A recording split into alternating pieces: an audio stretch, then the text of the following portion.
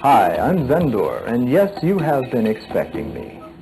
I'll be your guide, playing the devil's advocate as we peer into the depths of what keeps us afraid, angry, ignorant, and immobile. You draw your own conclusions.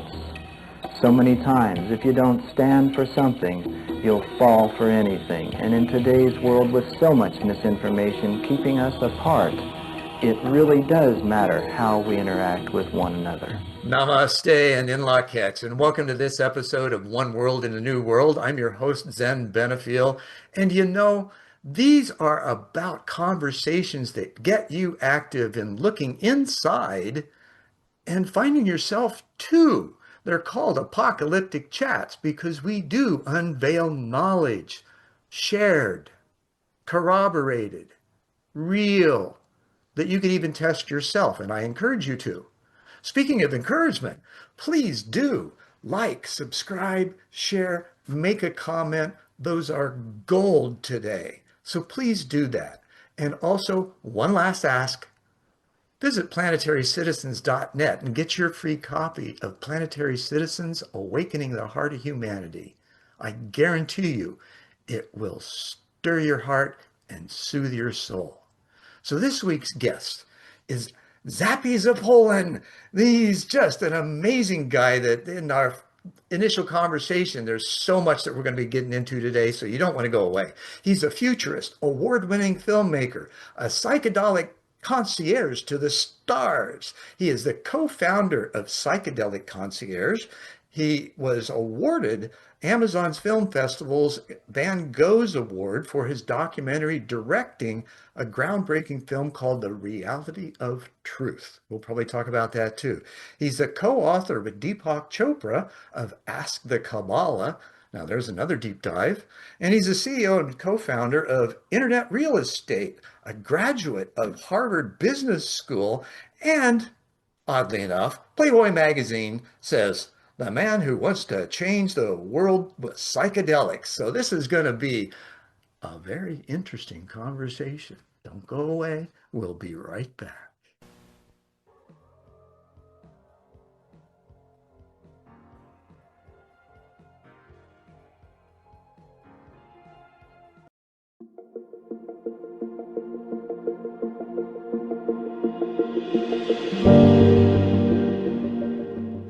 Zappy, man, I love you already. Thanks for being here. Yeah, ditto. I mean, when I heard apocalyptic chats, I was like, that is a chat I want to be part of, because bringing this knowledge forward in all these different ways, I feel like people are ready for it right now. Like maybe 2 years ago, I was, oh man, I don't know if they're ready for that. Oh, COVID Today opened the door, they're right? ready.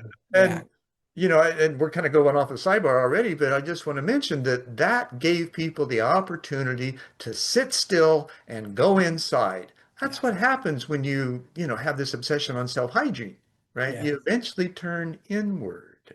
Yes. That was something they didn't expect. And by Mhm. doing so, now there's a whole cadre of folks that are looking for each other to change the world in a better way because they're prepared to do so, maybe even by design.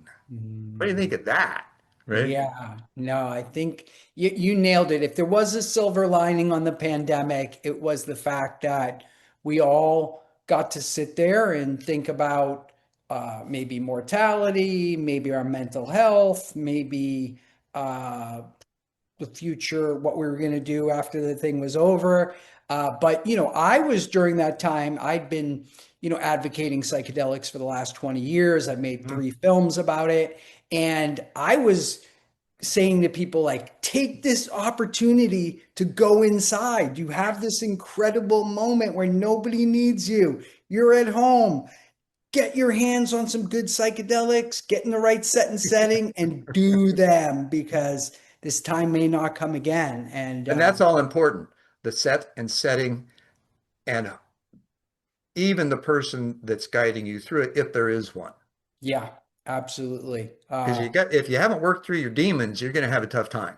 Yeah. And initially. even the shamans, if you go to the jungle and sit with the shaman, they're going to tell you the medicine's going to do half of it and you're going to do the other half. And that's Right. going to happen afterwards as you integrate this into your own life. Well, yeah, you can open the door and walk into heaven by storm. However, you've got to figure out how to walk in under your own power, Yeah. right?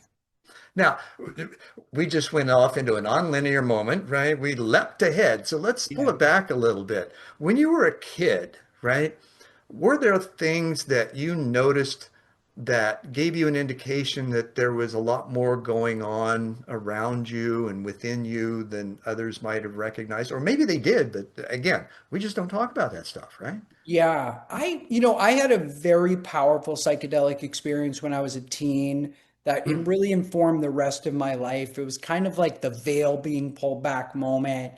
And what happened was I took psychedelics with a friend of mine, and at a certain point in this trip, I looked at my hand and I could see that it was trillions of atoms and they were just vibrating at this certain frequency.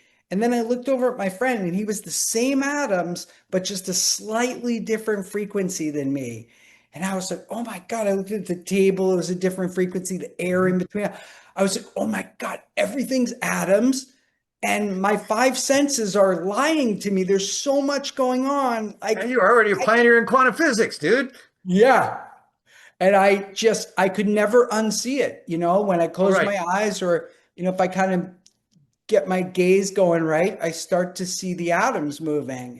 Well, And once you get there, would you agree that once that file is in place, you can go revisit it yes, and absolutely. it becomes part of you after a while?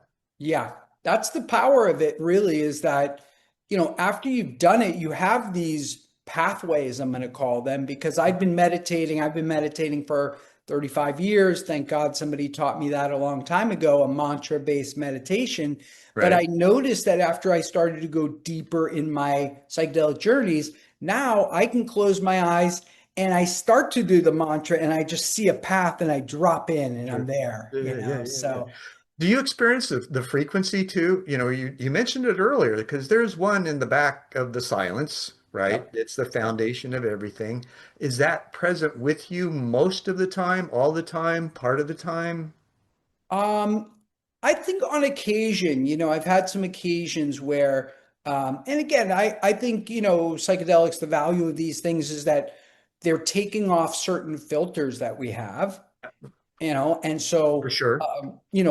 I think of it like we're all humans with this scanning for danger mechanism constantly, and Danger, then Will Robinson. Right? yeah.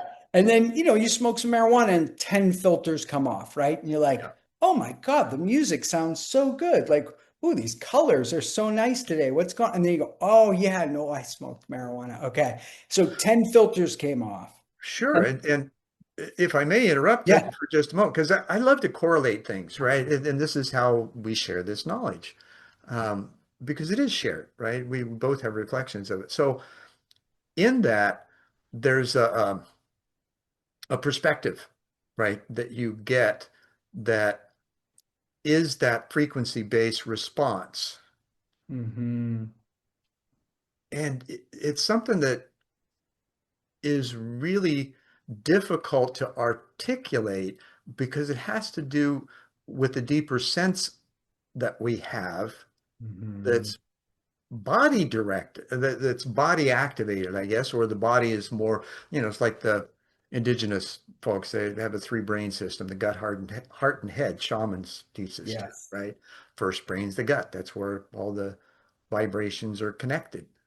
That's what yes. we feel. Then we distill it and give it to the quantum computer on our shoulders that's Mhm. connected multidimensionally, and then it does its processing. Yes. Now, do you see that in your experience being something that's offered you greater insight into the inner workings of yourself and others?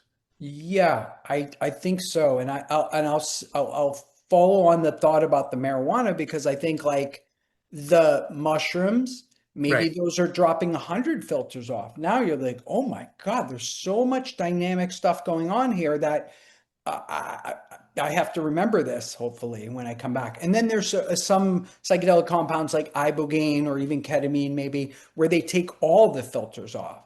And now Right. you're in present moment awareness, no chatter. You're there. You Yeah, are. that's what I was going to mention about uh, the ingestion of the smoke, right? It eliminates those filters to some Mhm. degree. It allows you to open because you're not stuck in the past or the future anymore. You're Yes. more present. You're in the present moment. Yeah. And so these compounds, and again, everything's frequency to me after that experience when I was young. So I look at a mushroom, when somebody gives me a mushroom, I go, okay, well, here's my frequency, and then I'm going to put the frequency of this inside, and then I'm going to have to assimilate that, Adjust. synthesize it, Right. adjust, and then I'll come back out the other side. But it's just energy. It's roiling frequency of mushroom, psilocybin, and Right. frequency energy. And so but I have had like you're talking about even more recently where was coming out of a ketamine journey with a friend of mine, and we were both coming out, and the person said to me, "Do you see that frequency coming up over there?" And I looked over and I could see the printer was over there, like their desk with the printer and the computer. And there was like Right. this crazy frequency, coming off of the thing. And I was like, yes, I see it. My God, is that always happening? Because you forget, because the illusion, the Maya, it's so good that even if you're a transcended person like yourself or somebody, you're going to forget, the guy's going to back into your car and you're going to be like, oh, and then you're like, wait a minute, it's an illusion. Oh, okay, wait. But it's such a good illusion, this Maya, that you forget. And I think the psychedelics remind us, hey, we're in a miracle right now, a Sure. miracle machine. Absolutely. And it's about remembering, right? Who we are. Mhm. We were talking about cosmic consciousness condensed into form, just unaware. We all are. We're all connected. Vedantic philosophy, right? We're all Mhm. divine threads connected to source, capable of God consciousness. Well, what's that? Self-knowledge, Yes. right? And Yeah. the ability to love and be loved unconditionally. Yes. That's Yes. the cool thing. That's the cool And we're part. so Yeah. resistant to it. Yeah. So peeling back the layers, Mhm. right? When you find like in your first experience, I know it was for me, I smoked and tripped the same day, went to a basketball game with my parents, Wow. Wow. talked to the assistant chief of police, who was my best friend's father, Oh my about him God. spending the night with me that night, because we Wow. did those kinds of things. And but when I got home and I was waiting, I was laying on the bed and I became aware of that frequency. Hmm. Yeah. Right? Because that's all you hear when you're in that silence. It's like this, Mhm. vibration Right. because that's what you're doing is you're vibrating, especially when you're not thinking, which is what the Mm. psychedelics help you do. They Yeah. just help you observe, right? Yes. And then get curious. Yeah. And I want to make a point. I've made this. I Please. think it goes over a lot of people's heads, but I think you'll totally appreciate it in your audience. Which is that I think like life can become very boring. You're like, I kind of know what's going to happen next. I know a plane's not going to crash through here. And then tomorrow I do that. Like, it's kind of boring. So what do you do? Well, some people go to a horror movie because they want something unexpected to happen where they go, oh my God, I didn't expect Right. that. Well, how unexpected. Or they go to a comedy club because the guy's going to say something or the girl's going to say something totally unexpected and you're going to laugh. Okay. Hmm. I believe that the power of psychedelics has a lot to do with the fact that you really don't know what's going to happen. You are surrendering the outcome Sure. when you do it. Right. And And it doesn't so, have to be passive like you just expressed, right? Those are passive yeah, yeah, experiences. Those aren't proactive. So yes, what do you do when you want to do something, you're afraid to do it, and you step in and do it anyway because you know that it's possible because you've seen the results of, I don't know, let's try it, right? Especially when yeah, you know, when you're in process. yes. Because magical things happen and Yeah. they're inexplicable and yet not. Yeah. No, I tell people that really that is the the bottom line for me on psychedelic medicine and why it's so powerful and incredible to me is that it reconnects me, at least for me, it reconnects me when I come out that, oh my God, I'm in a miracle. I have a 3D super suit so I can taste chocolate and feel pain and all these things. And the sun's 93 million miles away, perfect so we can have an atmosphere. And I'm talking on a phone in real time video to China. Like, this is a miracle. But you Right. get so jaded in your everyday life of the illusion that you go, oh, it's not a big deal. I need a burning bush, or I'm not going to believe it. And so when I come back out of these psychedelic experiences, I come back to myself. I'm like, wow, I'm in a miracle. Like, I don't Sure. know, and I'll say this, spoiler alert, if anybody hasn't seen my film, The Reality of Truth. Um, in that movie, which Michelle Rodriguez, the actress from Fast and Furious, is in that movie with me. Mm. And we go down to the jungle, we drink ayahuasca, and we have, incredible experience as we integrate it back into our life. But in the experience of the ayahuasca that we did down in the jungle with the shaman, there's a moment that changed my life later in my life in this period where I made that movie because I was having a spiritual midlife crisis. I had basically done everything society told me to do to be completely fulfilled. Go to Good for school, make you. Good for money, you. have I'm a laughing. family. I'm laughing because that's why I started my first TV show called One World. I had just come out Mm, of a horrible 10-year period, divorce, corporate expulsion, church expulsion, all in the matter of 3 months. wow. And so it was like, okay. And I spent the following year turning myself around and then, oh, okay, how can I give back? And the opportunity presented itself. It fell in Mm, my lap because yeah. I answered the breadcrumbs that Mm, happened before it. It's like, oh yeah. yeah, this is interesting. I'm going to go here. You're invited. Sure, I'll go. What? Right. Right, right. Yeah, no, Now, it's what did re- you, in your early times, after you had your initial experience as a teen, it obviously changes you and it makes you more aware of how your focus of attention, intention, and interaction toward Mhm. whatever it is that you're going towards. Yeah. What did you notice first that gave you that insight? And I said that believing that you understand that to Mhm. be true, right? Yeah, yeah. Um, because I was a rebellious teen, that the lesson I kind of Hard got not to was be, like, right? I was like, what, why would I be listening to these adults, like, and these doctors? Like, they don't even know anything. Like, even then I looked around, I was like, these doctors, they don't even know about nutrition.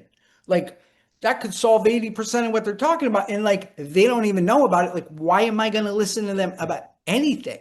And so Right. teachers, authority figures, I was like, I have more information than they do. And I'm telling you right now, they got it wrong. And so Put on a that was like, disruptor hat and away you go. yeah. And it's funny enough. I wanted to tell you my origin story when we were Oh, talking yes. We're previously. I good. wanted to tell you. Thank you. And so I was born on October 3rd, 1966. And on October 4th, 1966, one day later, LSD became illegal in California, and it led to all the psychedelics being put on Schedule 1, made illegal. And so I really believe right now that I may have been put here in order to right that wrong. And Saturday, when I saw the president of the United Synchronicity States, might have something to do with that, right? yes, yes. And just accepting it. I think, a lot of times you're shown the breadcrumbs and you go, well, could be a coincidence, could be a million to one coincidence. And you Yeah, don't, and bullshit. for that reason, you don't do it, So no, and so I think that, we had President Trump come out an executive order the other day about psychedelic medicine and people being able to access those things. And, to have that vision 20 years ago and 10 years ago to make a little flyer showing Donald Trump and Kim Jong-un and Right. Putin and me Well, doing a medicine circle. right. To I see mean, it on right. Saturday was full circle. And such an exciting moment too. Now, where it's going to go, it's still going to take time because there's still going to be a lot of resistance to it. But like when you were, what, you would have been 11, maybe about that, or I was 11 when you were born, or 9 Hmm. when you were born. Um, those areas, and then, later on when I had my awakening and then saw a shrink afterwards, found out that he had been working with the government treating veterans with LSD to help them get through PTSD and alcoholism. Well, this was 1975, so mid 70s, this was going on. Why did they stop? Right? Yeah. The proof, the healing, the recovery was It was undeniable. right there. Yeah, it was right there for us. Yeah. I think they're going to look back. Fortunately, I think, they're going to look back and we're going to realize that this prohibition on going inside your mind and healing yourself was the biggest affront to humanity that's ever happened, and it really changed the course of. And we all maybe we're still going to get blow ourselves up because we went down that path, but I think, Maybe. yeah, but I think a couple hundred years from now, they're actually going to look back at this generation and say, hey, those people at the beginning of the millennia, they were the ones that went back to nature, that rejected technology can solve everything and the doctors have it all figured out. And they're the ones that brought us back to plant medicine. And now we have a Sure. nirvana situation. Well, So, and too, I have to admit, technology is a lot of fun. It doesn't necessarily solve anything, but it sure augments and makes things uh, much less time consuming. I'll put it that way. mhm, So, which gives mhm, us more time to explore and be curious and figure out, okay, where is this machine and human, not transhuman, right? mhm, But where's this machine and human bridge, and how do we cross it so that we can access all the real-time data, utilize it to make choices, and then move forward from that place in better order? Now mhm. knowing all of the things we do about community development and all the levels of emotionality that are included in that, in creating a psychologically safe and intellectually humble environment for it to exist in. Yes, I'm with that. It I, couldn't be but now, it's yeah, yeah. really, So um, in this, back to your origin story, that how did you find that when you began to look back and recognize that, maybe there is a natural order to things, a design, if you will, that's frequency related, mhm, right? Because we each got an individual frequency. We're each a thread in the tapestry. How do we become aware or challenge that possibility to mhm. find the truth in it, if there is any? Yeah, yeah. I would say, in that time when I was a teen, uh, I didn't have some of the baggage that I accumulated later from life that I actually thought I was headed towards fulfillment. I was like, wow, this is so Mhm. cool. I'm getting chances to take, go do work on Wall Street and do all these interesting things. So it didn't really occur to me that I was like on the wrong path at that time. So, what were Uh, the things that you did during that time that gave you the additional views of life that you wouldn't have had, the trials, the tribulations, the learning, accelerated mm, curves, probably yeah, from time to time? Because, we don't grow without challenge. We don't grow yeah, without friction. yes. And it's like, even with the twin flame, analogy to a lot of people, I'm looking for my twin flame so I can be in euphoria. Mhm. Not. Right? Yeah, That's not what it means, because right. basically you come with nearly diametrically opposed forces to learn how to bridge them. Yeah, yeah. I would, for me, it's interesting that you say that. For me, I was, um, I was informed. I want to also add that I grew up in a town called Lexington, Massachusetts, which is the birthplace of the Revolutionary War.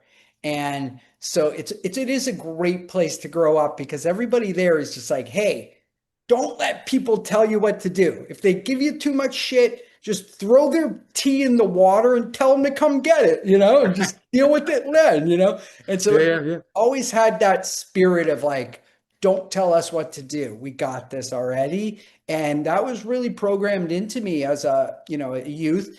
And Sure. I was, I think it is to all of us yeah, to some degree. yeah. And then, had good, great parents and a family who, just supported my weirdness and all kinds of things at different points. But, they knew I wasn't totally Probably didn't wrong. really know all about your weirdness at that point, right? No, it hadn't gone off the rails yet, but I think they still knew something was up. Yeah, But some change.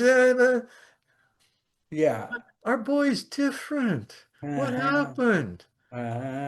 Yeah, enlightenment. And that allowed me, I really believe, to, have a little bit of a different thought pattern about what was going to happen. I wasn't so linear like other people. They would give their timelines on things. Mine would be much shorter because I wasn't really thinking linear and I wasn't thinking you can't do this and you can't do that. Sure.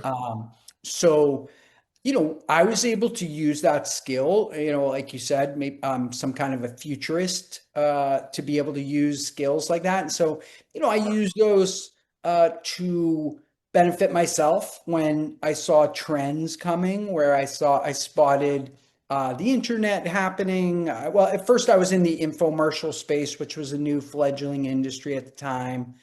I wound up I saw the internet coming and I thought, wow, domain names, that's a great place to position myself. I was Mhm. able to buy beer.com and diamond.com and creditcards.com from other people, reposition those as businesses. And, in the case of beer.com, I bought it for $80,000, sold it a couple months later for $7 million. And I just thought, wow, like this is a pretty good business model, but I'm obviously on to something that's Sure. happening. And then I saw, marijuana going legal in California, in Colorado going recreational in 2012.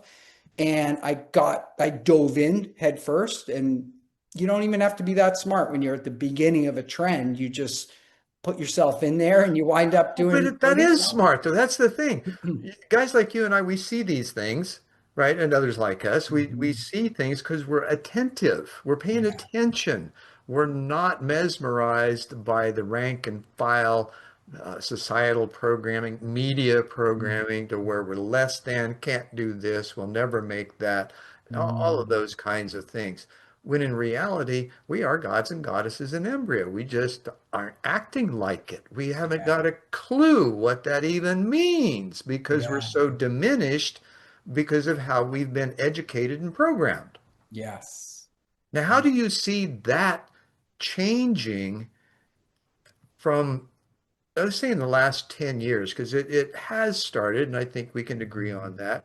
What Yep. do you see the significant indicators that this is in process, and maybe we need to give it just a little more attention? Yeah. I have my own anecdotal experiences of No seeing doubt. people, heal spontaneously, uh, use ESP, see the future, interesting things like that. And then I look at all the medical data and all these things, and I think to myself, we are so lucky to have these plants that are growing out of the ground in the most cases. Mhm. And we have these receptors in our brain. Obviously, we're supposed to interact with them. Sure. And uh, anyone who doesn't probably could have wasted their entire human life because they never turned on their supercomputer Right. and they never went inside. And so that was what I was carrying around, thinking to myself, wow, these people, whether it's cannabis, which is a, kind of a low level psychedelic, but has a psychedelic property to it, or, that might be here and mushrooms are here. And, Mhm. iboga's here, but Let's not forget salvia.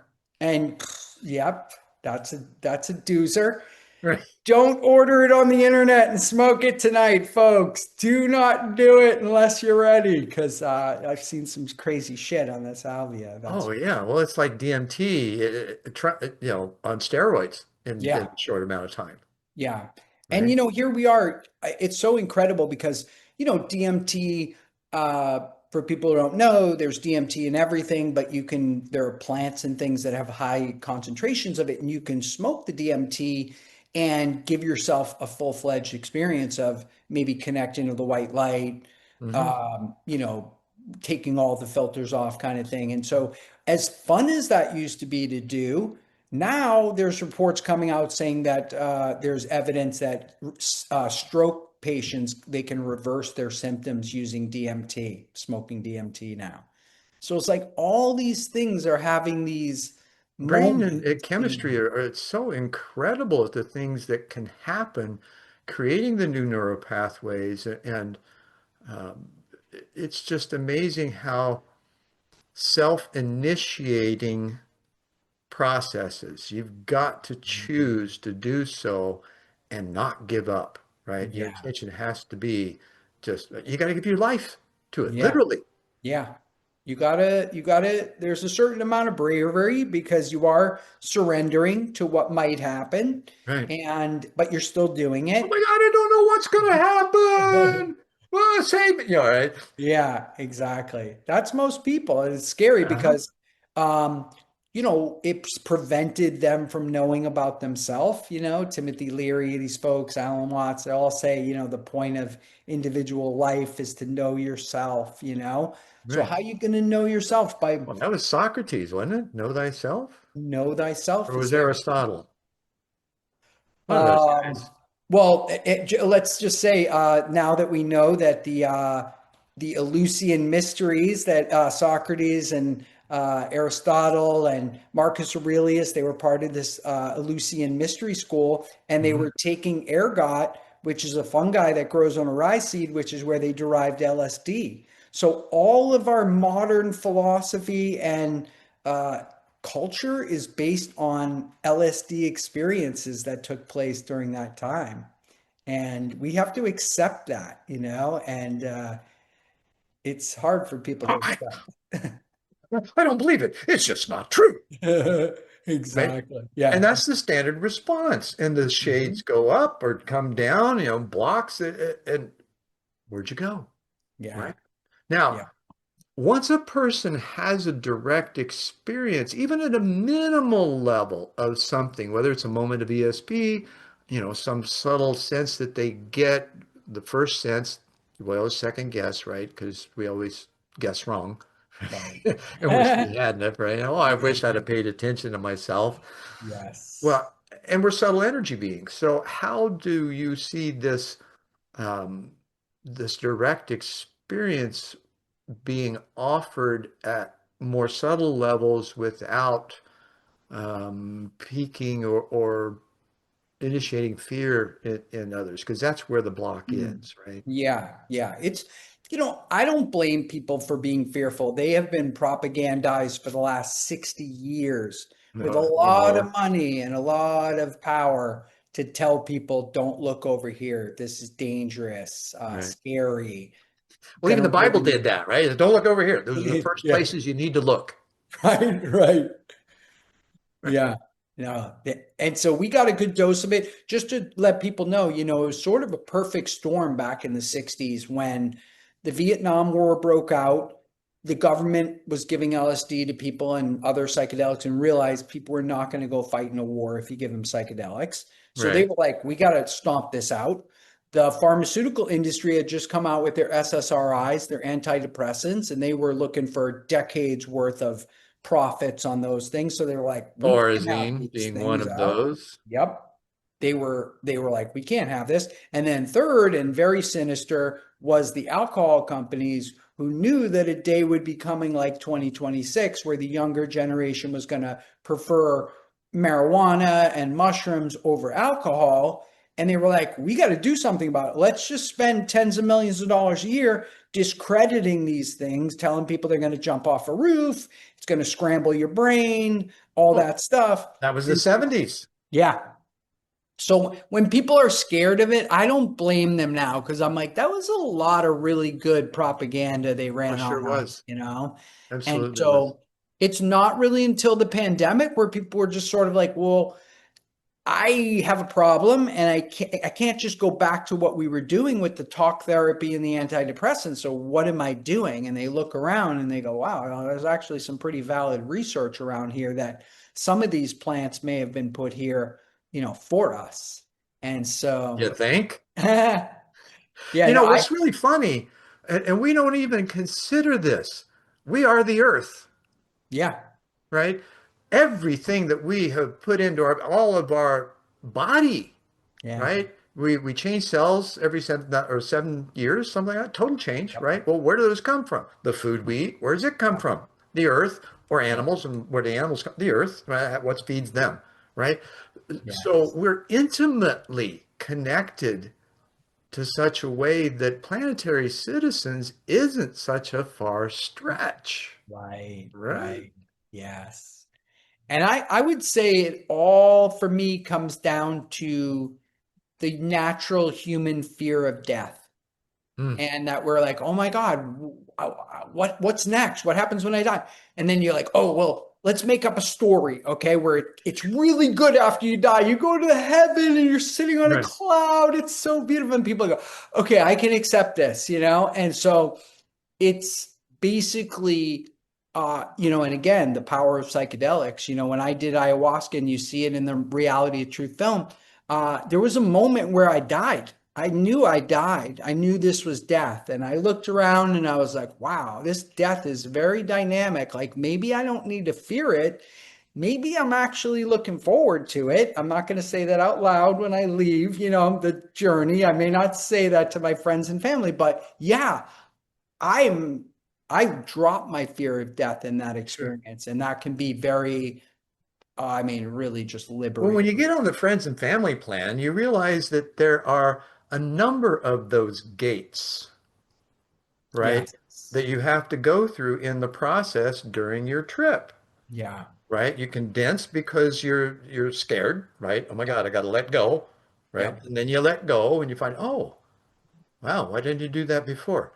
Right. And then the programming comes in and before you and each level is a higher and higher vibratory level of which you have a body on as well. Yeah. Usually unaware, there's a process that William Swigard developed back in the 50s. So I don't know if you're aware of it or not.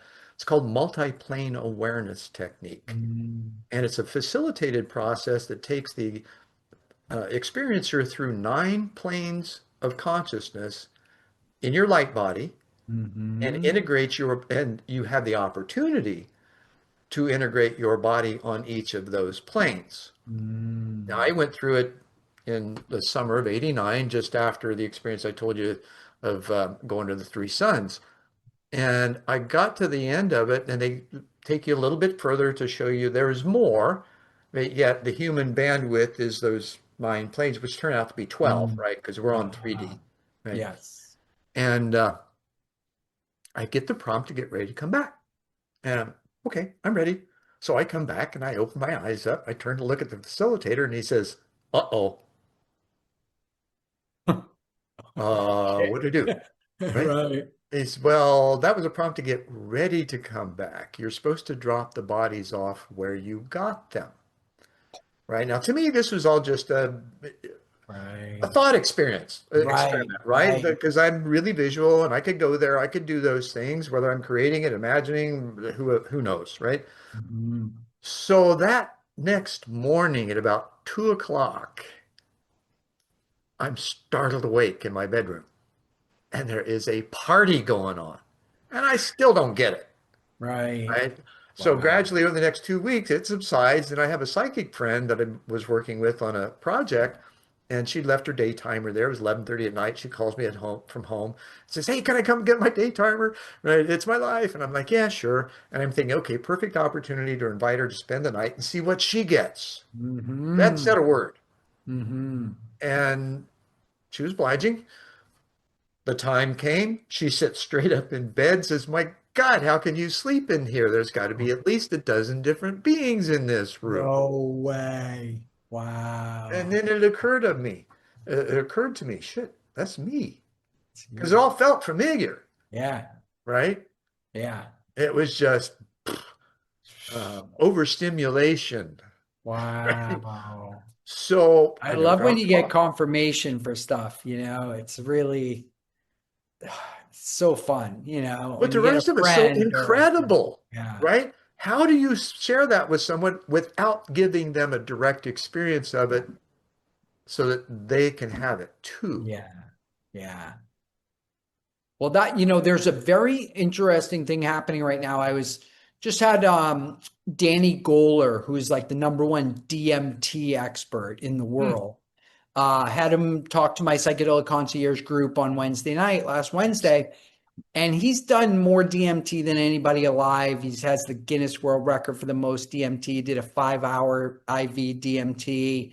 Wow. Um, when he was younger, he did DMT every day for a year. And when you hear him speak, he's so clear because people are like, "Oh my God, he must be a mess." No, he's so clear. It's like incredible.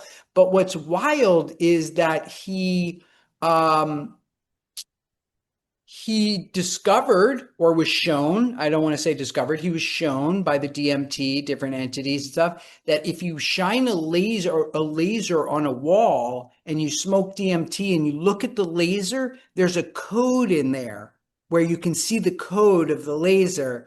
And the wild thing is that everyone that does the experiment sees the code and sees the same code. And so we're in a new paradigm right now where very straight up people are looking at this and having this experience and going, wait a minute, maybe there's a code in everything, like maybe Uh, everything is being manifested through a code, a light code. Um, Consciousness and hydrogen, right? Hydrogen being the mhm, conduit, the hydrogen's the basic pattern, yep. right? And it's spherical when you look at it, Mhm, electromagnetically. So yep. everything is spherical, right? Yep. We're all spheres of energy, whether we're compacted or expansive, doesn't matter. And sometimes, especially with the bodies, those are multiple spheres. Yes. Now, in this new subtle energy world that we're becoming aware of, we can look at the evidence that got us there, right? Mhm, Civilization's history. The Vedas now becoming available. Quantum physics is proving mhm, it.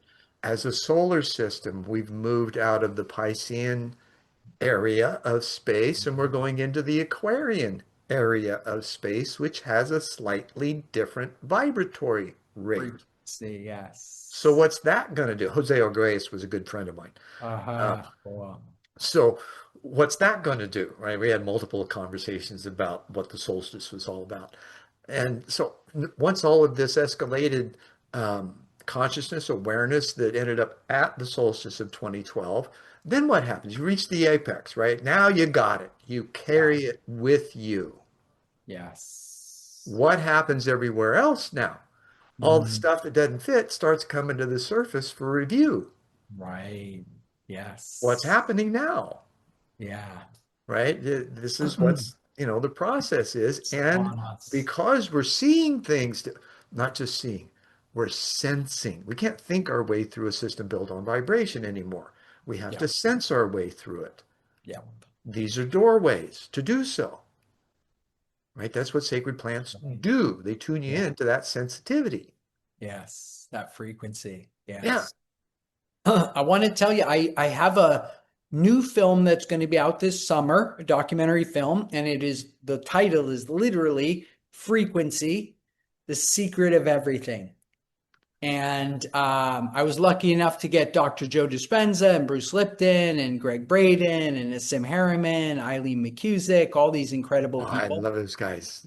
Bruce, And Bruce wrote the Spontaneous Evolution. He wrote with a good friend of mine, Steve Behrman. yeah, yep, amazing guy, Yeah. absolutely tapped in. And he had his own awakening where he realized this. But in that film, we show how really everything is frequency at the base of everything, Mhm. and that the future of medicine and the future of agriculture and the future of energy production and all these things comes down to frequency. Yeah. And, just Yeah. like Tesla How do we said, harmonize, right? yeah. Um, and the And harmony doesn't mean that we're without conflict or without friction. It means we have the effective use of it. Yes, that's it.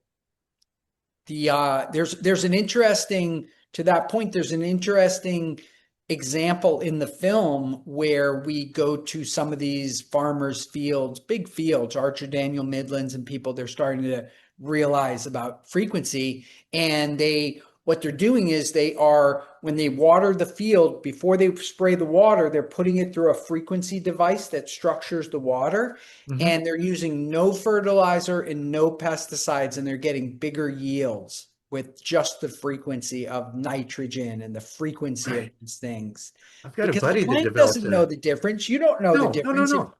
You know, But if you eat an orange to get vitamin C, it's going to cause a chemical reaction, which causes an electrical reaction. But if you were just to give somebody the frequency of vitamin C, it would inform the brain and the body that, do this process because we've just gotten vitamin right. C frequency. So Well, this is what radionics was all about, right? Tending to the yes, frequencies. And then, radionics is a big part of this frequency documentary.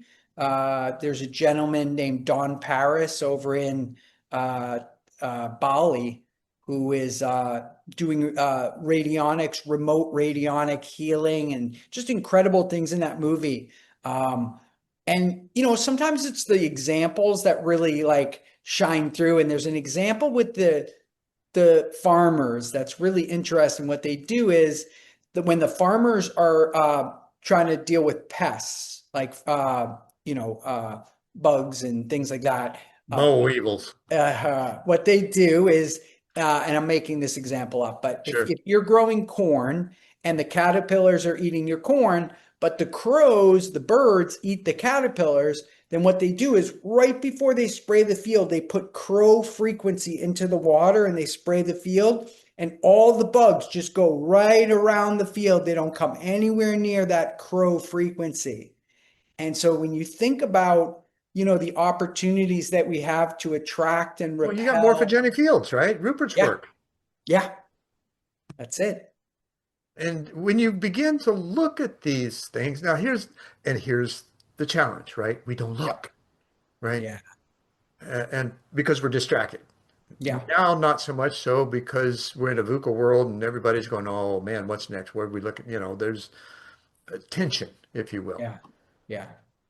How do you propose that we, as human beings, unaware of the options with sacred plants, might begin to at least consider, or what are the things that we can look into or explore that could give us an idea of what potential is or what Yeah. the possibilities are? It's so interesting because that's the big question, and I think it comes down to education, conversations like this, where, you're literally one of the first people I've said the word rate that said radionics to me in the last 10 years of being interested in frequency, in the last, 6 or 7 years of We're just making getting started, movies. brother. I like no, but I say radionics, people are like, and you Huh? said it to Right. me. So it's like, I mean, I know you've done your work and you've done your direct experience and you're studying. And so it's like a I'm joy to just a have these kind curious of guy, conversations. right? There's so much stuff when you have a direct experience, you want to go further. You want to go, oh, how'd this work? Right? Yeah. How do I set it up again? Yes. And how do I share it with other people? Because it's too Absolutely. That's good a what I've been secret spending the to last keep. 50 years converting that cosmic consciousness Mhm. experience and knowing we're all cosmic consciousness condensed into form into some kind of breadcrumb path to for your own experience, right? Right. And it's Right. not ubiquitous that everybody's not going to have the same experience, but there are so many, there's a plethora of paths to take that offer similar understanding. Yes. So So we're true. not saying this is it, right? This is just Yeah. one that we've had experience with that Yeah. works. Something to consider, Right. but yeah, no, it's really it's special because I think again, post-pandemic, people really spending the time on themselves and learning and digging instead of just listening to some, guy in a white coat. That's where you find these things. And then, it might be our conversation right here that triggers the right person who has this experience, direct experience, who maybe, who knows, finds That's how we radionics set and then stuff up, heals the right? world. Dude, what was the guy that wrote the book about car being a example of your soul? John something. Anyway, Hmm. the momentum tunnel, right? Yeah. We're like tesseracts, Hmm. right? Our Yeah. intention, whether we're aware of it or not, Mhm. those moments of intention we project. Yes. And then the rest of us, and then it comes back Yeah. and we embrace it. Now, Yes. whether we're prepared for it when it shows up or not is Yeah. another story. But Yes. that's the process. And I've seen it happen over and over and over again. Yeah. No, it's incredible. I try to, just use whatever leverage exists. And I made a film. It's a short film. It's a half-hour film. It's called Between Eclipses. Hmm. And the point of the movie was that I went to two eclipses, one in 2017 and one in 2024. And my intention was that I knew that at the moment of the eclipse, when everybody who's in like the path of totality and sees this phenomenon happen, where the light's changing, it gets 15 degrees colder in a second, and all this wild, energies flowing, that I thought, when people are looking at that and they're all in awe of nature in that moment and their collective consciousness is on that, if I can look away from that and then I can project into the consciousness my message, which at the time was accept Ibogaine healing powers, accept this healing. And so I waited until everybody was, in that exact conscious state, and then I again turned my back to the eclipse, didn't see it, Planted a seed in the projected it. thoughtmosphere. Yes. And so, these are the things that I think you have to do when you have this knowledge, or you have a tidbit where you just, say, hey, how can I use this to hack consciousness, or my family's consciousness, or Right. my city, or my country, my world consciousness? Or do we want to hack? Here's the question, right? So, how do we turn it from ego into we go? Right? Because Mm, we're so self-centered and selfish by nature, it seems like, yeah, and yet we're not, right? Our yeah, desire fully is truly to love and be loved, but we build all this facade up around it because we're mm, resistant to it, right? yes, Don't be careful what you ask for, right? Because you'll get it. mm, yes, And we don't know how to ask for stuff. Most of the stuff we ask come from the thoughts we have about fear, and the mhm, mind doesn't pay attention to do or do not, want or yes, not want. It's the yeah, subject matter, right? It's your yeah, topic sentence. yeah.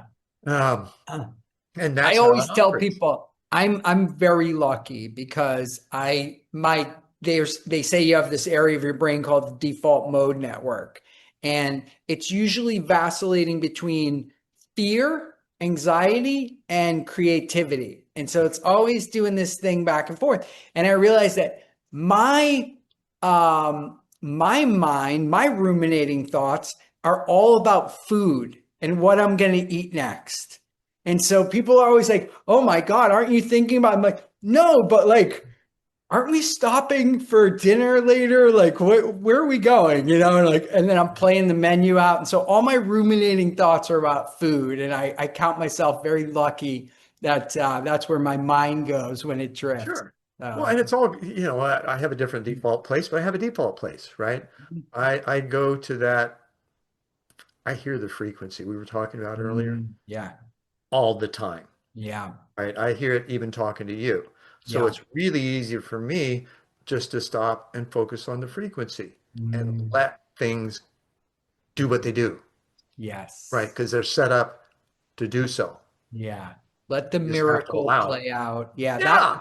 I want to tell you, I had a really interesting experience happen to me during the pandemic where, as I was making my second movie, which is called Reborn, Hmm. Lamar Odom Reborn, he's a basketball player, Kardashian, and he had a drug overdose. He went in a coma. He had 12 strokes, 6 heart attacks, and he was trying to get himself back when he met me. Strong And spirit. yeah, absolutely. And I offered to do a psychedelic intervention on him, and I was having that experience, and I noticed that some of the things that were happening were more miraculous than what I had been planning for to happen. Well, And then I was I think like, that oh, always does, right? yeah, You just exactly. set it up, you don't know, but your intention is to be there and be a servant. Yeah. And but what was happening was that what the universe was capable of doing was beyond my wildest imagination. So I thought to myself, "Oh my God, like I just realized I'm holding me back. It's my limited imagination that I'm forcing into the universe. If I could just like take a step back here Hmm. and observe it a little bit more, don't be reactive, but be proactive and just don't get attached to the outcome that Or the be more universe can do things. responsive rather than active, right? Yeah. There's a difference because, like Redfield's third insight, same thing, right? Don't speak until you feel it well up, right? Yeah. That's the same Yes. sensitivity. And regarding the anxiety and the creativity side of things, it's the Mhm. same sensation in the gut, right? Yes. That vibration is like, whoa, Exactly.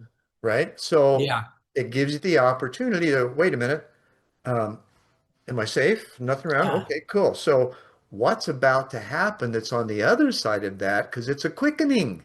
And really, Yes. that's what it is a Yeah. quickening. It's how we choose to interpret it as to what we'll experience afterward.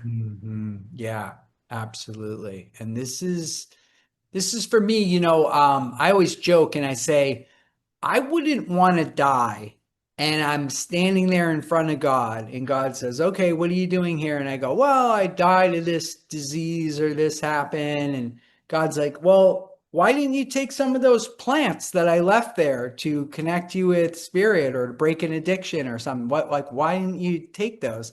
And if my answer is, "Well, because this guy in a white coat told me not to," guess what? You're probably going back for 100 more lifetimes because you're not thinking for yourself. Right, right. And I just think, that I don't want to be in that position. I want to, I want to feel what feels right to me as Sure. opposed to reacting to what people think is right or what I've been told. I want to like feel it and resonate with it. And, kind of one of the big daddy psychedelics that is called ibogaine. It's like a one and done, 180-degree turnaround reset. Even if you're a heroin addict or even drinking alcohol for 30 years, it's going to break it and you're going to Just surrender. flushes the system, right? Yeah. And this is what's helping these veterans to heal. And that's what Donald Trump and RFK Jr., pushed through this week, which was incredible. But the cool part about the ibogaine is it's used by a tribe in Africa. They've been using it for tens of thousands of years. They're called the Bwiti, and they are an ancestor-based religion where they take the iboga or the ibogaine. Ibogaine is from the iboga plant, but it's just isolating that one Sure. alkaloid, the same Well, thing. yeah, it's got to have the medical suffix on it, right? Yeah, yeah, exactly. But, they've been taking this thing for 10,000 years to get in touch with their ancestors to solve any problem, to change their Akashic record, to do all these things that sound far out. But when you do the ibogaine, which I did in 2015 myself, because I wasn't an addict or anything, but I just couldn't imagine how Well, you can't this talk thing about could something you heal. haven't experienced, right? That's it. That's it. And Yeah. and this is the core of what we're talking about. Our experiences are our truth, undeniable. Yeah. Everyone's experience is their undeniable truth. It's not a Mhm. belief. It's not, you're not stuck in a book, right? All these things, all you got to do is pay attention to what's going on around you and figure Mhm. out whether you want it or not. Yes. with your own, does this resonate with me? This Right. frequency of what is being offered, does it resonate with my frequency? Is what I think you have to ask yourself.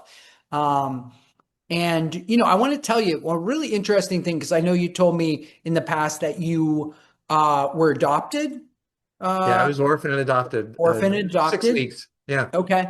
I did a ketamine treatment with a doctor for a young person, 21 years old. They were adopted, Mm, and they were adopted by a very wealthy family in Los Angeles. And it was sort of like the rags to riches and, do whatever you sure. want. And it was very disorienting for them. And they started to rebel at some point, and they were having a tough time as a 21-year-old.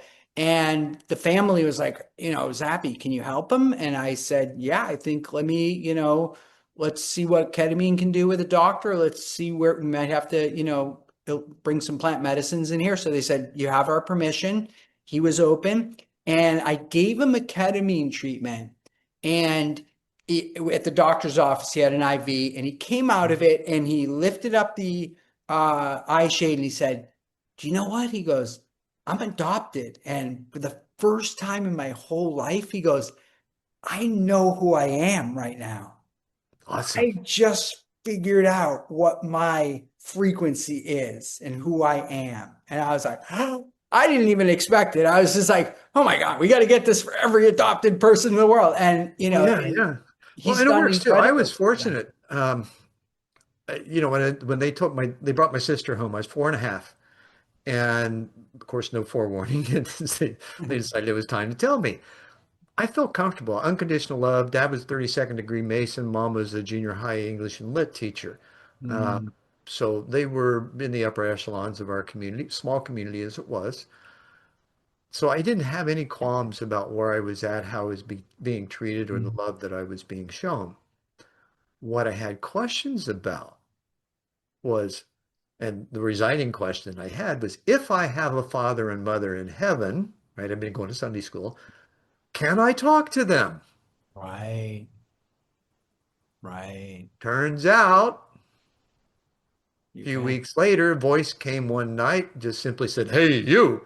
And I'm like, Mom, do you hear that voice? No, what voice? That voice said, "Hey, you." You can imagine a 4.5-year-old trying to speak with a deep Oh, voice, right? And she said, "No, I didn't hear any voice. Must have been a peeping Tom." It wasn't. wow. It wasn't. Wow. Several weeks later, after standing in front of the living room window at night and projecting the voice out, I finally shut up and heard it again. Wow. And it's been with me ever since. Wow. So I know that's available. Yeah. That's the inner, we all have that inner truth looking place, if you will. Yeah. A good friend I of mine, think for me, I really do believe we all have it. I think right now in this it's built moment, in. yeah, but with so much technology and information coming at everybody constantly, like they're sort of in this frozen state where they're like, I don't know what to do. They're Well, just it's like information overload, right? overwhelmed. Yeah. Yeah.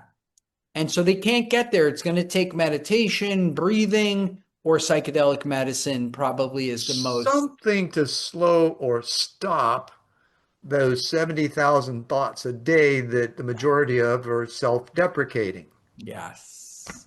Yeah. And so that's, I wish, because sometimes people, when I rant about how amazing plant medicine or psychedelics are, people say, oh, take it easy. You don't need that. You can just sit down and meditate or just breathe and get to the same place. And I'm like, yeah, you can, but it might Oh, take but you it takes 30 years longer, years, right? This is what Yeah. Baba or Frank, what was his, Alpert, right? Oh, Richard Alpert, Richard Alpert, Ramdas. yeah. Yep. When he went to India, he took a vial of acid with him, gave it to a guru. Gurus drank it, drank the whole vial, Yeah. and it says, "Oh yeah, this is Western man's way of experiencing Eastern spiritual realms without the rigors of meditation." Right. Yeah. And he didn't have any experience either, even though he took a huge hit of acid, or hits of acid. Right. He was fine. So yeah, no, it's definitely something you can do. But I think, if you went to war or you have some childhood trauma, sexual trauma, you can't just sit down and clear your mind. It's like not going to happen. These people So, need a biohack of nature to pattern interrupt them. And thank God we have these things growing out of the ground that are capable. We have the receptors in our brain. So let's either use them, use them or lose them. That's what they say, Well, for all of, being a Christian nation, right? The book that we all believe in supposedly, says we're given all this stuff. Yeah. And yet, we're denied. It's like we Yeah. find something, oh, you can't use that, right? Well, why? Because we say so. Right. Well, no, that the whole thing means, like Howard Bloom found out when he did his Mhm. scientific research, right? Lucifer principle. Small groups of people have manipulated entire populations by telling lies over and over till the population believes it. Yeah. That's where we're at. I mean, who the Yeah. hell's going to believe man came from a woman or a woman came from a man's rib? That's the ultimate subversion to begin Right. with. Right. Patriarchal Absolutely. crap, Yeah. right? Now, that And doesn't say that there's not other stuff in the book that is just nuggets of gold, but you've yeah. got to look at what the situation was at the time and what people were trying to do. Yeah. Constantine was trying to bridge um, the secular world and the religious world, and figure out how to do that. And then once they did that, they left stuff out that should have been in there and included stuff that shouldn't have. hmm But then they said, okay, you got to believe this or we'll kill you. Right. Right. Yeah. And people's fear of death made them want to believe it anyways. So it was easy. It was an easy game to play. But Yeah. I had, to that very point, and I say this in the Reality of Truth film, but in my ayahuasca experience, I had the experience where, you know, some number of hours into this trip, this journey, I was sitting there with God, and I knew I was sitting there with God. It was just transcendental, and I felt Mhm. this energy presence with me. And so I said, "Oh, I think I'm going to ask a big question." And I say this in the Reality of Truth. I say, "Why do bad things happen?" And in that moment, I was pulled out to like the edge of the universe. Like I was looking at everything contained, and God said to me, "Do you see that? It's perfect." And I was like, oh my God, you're right. If something happens over here, it gets made up here. From here, it looks pretty perfect, And I was like, so then the cosmic joke of the whole thing was, and I didn't put this in the movie, but I want to say it right here because your audience, I think, will appreciate it. God said to me at that time, He said, "Do you know how you're breathing right now?" And I was like, "No, I don't know." And "Do you know how you're growing your hair? You're digesting your food. You're doing it, but do you know how?" And I was like, "No." And then God said, if you don't know how you're breathing, then what makes you think I need your help?" And I was like, "Oh, you're right. You're right. I'm off the hook. Like if I don't breathe for 2 minutes, I die, and I don't even know. Like I'm not gonna get upset because these people over here aren't listening to me. Like I don't even know how I'm breathing right now. And God just said, just enjoy it. And the final part of that was that when I came out, I got the whole human cosmic joke. And I was literally laughing when I came out. And I Oh, thought, it's hysterical, isn't it? yeah. And I thought, we've got God, with the beard and Buddha, Muhammad, Jesus, and all these guys. And I was talking to God, and it was a woman. And So, I was like, oh shit, is that hilarious? Like all these religions and the patriarchy, it's all built on an absolute, the opposite of what's going on. And it was like, it was showing me that it was half male, half female, but like I was with the creative birthing, Mother Nature God who was a woman. And so now, I walk around and I hear somebody say, "Oh, God, he, him, the father." I'm like, well, I can't believe women are that. genetically superior. Mm-hmm. We're the one that's missing half a chromosome. Yes. What is that about? Yeah. And why did they Right? not trust us to have No, that's babies? the chromosomes. Why? Yeah. Yeah. We're dangerous. There's no question about it.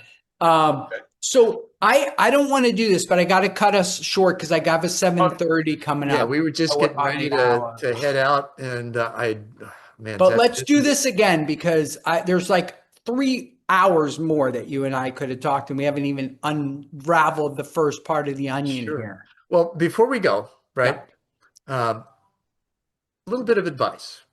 yeah. On a daily basis, what would you suggest to others that they could do just to explore their own being?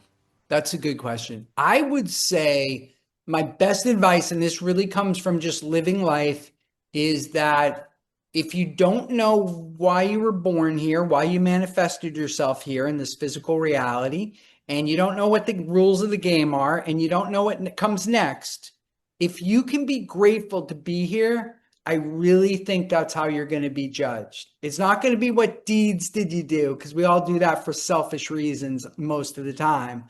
But if you were here and you don't know anything, but you were grateful, I don't think you're going to have to come back. And so I would tell people just be in gratitude, use plant medicine because it is natural. You have receptors in your brain. Get with a guide who can put you in the right setting. And that means the right mindset. And the right setting is who you're with and where you are. And if you do that, you're going to have an incredible experience and you're going to change your life. Absolutely. Zappy, this has been amazing. I am looking forward to it. Don't go Likewise.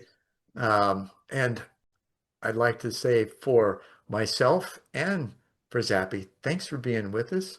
Namaste and in la catch. Don't hesitate. Let me reframe that. Do go forth. Visit planetarycitizens.net. Pick up your free book. I guarantee it'll change your life too.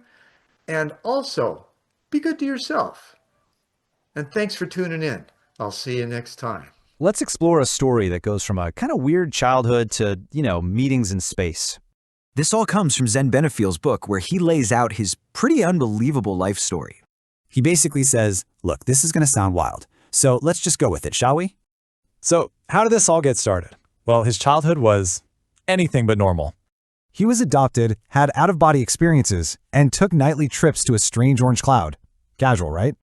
Then, as he got older, all those weird childhood things started to, connect. And bam, a book falls off a shelf, linking that orange cloud to UFO contact stories. Whoa. Later, he's at his aerospace job when a voice just tells him, grab a pencil and draw. And his hand just moved, like totally on its own, creating this incredibly complex image. This is what he drew. It became this massive puzzle he spent years trying to figure out. Then, in 2000, his private journey suddenly went very, very public at a spiritual conference. Out of nowhere, he's introduced as royalty from the Ashtar Command and asked to lead an Earth crew. A year later, things got even crazier. We're talking way beyond earthly events now. He says he was taken aboard a starship for several nights to, get this, run a series of meetings. And the attendees? Reptilians, insectoids, Zetas, a who's who of the Galactic Federation. And the agenda? Oh, just finalizing the rules for making first contact with us humans. No big deal. When it was all done, they gave him this plaque. Apparently, this moment was millennia in the making. So, after all that, what do? Well, he tried to bring this cosmic mission down to Earth. He did a TV show, started websites, got into community activism, and went deep into ufology, which put him right in the middle of huge public stuff, like the famous Phoenix Lights investigation. So it makes you wonder, if an experience feels totally real to you, does it matter if nobody else saw it?